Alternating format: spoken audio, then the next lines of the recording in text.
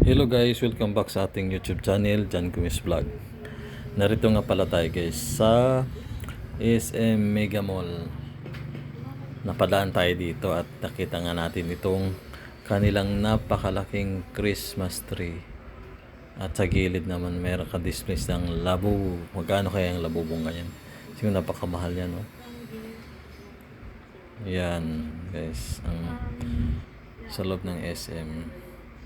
Kaya yan, lumabas na kami kaya dyan at napadaan nga lang kami kaya ito lumabas na sa may SM. Nasa harapan na kami at dito makikita mo ang kanilang display, light display sa Christmas. Nakakaiba na naman ang kanilang tema. Ayan, makikita mo ang kulay pula, pati yung building nila may kulay pula din. Kaya dito sa harapan ng SM yan, makikita mo yung IMAX at yung merong silang mga display na lights sa kanilang entrance sa may garden. Ayan, makikita mo, napakaganda.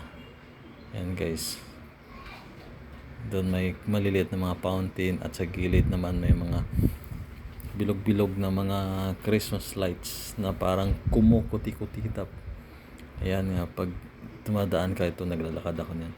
Ang ganda tingnan siya guys, napakaganda. Isa siya sa mga attraction dito sa SM Mega Mall. Kaya ito guys, pag dumaan kayo dito, mamamangha ka sa ganda sa kanila. Ayan nga, umuwi na nga tayo guys at bye bye na.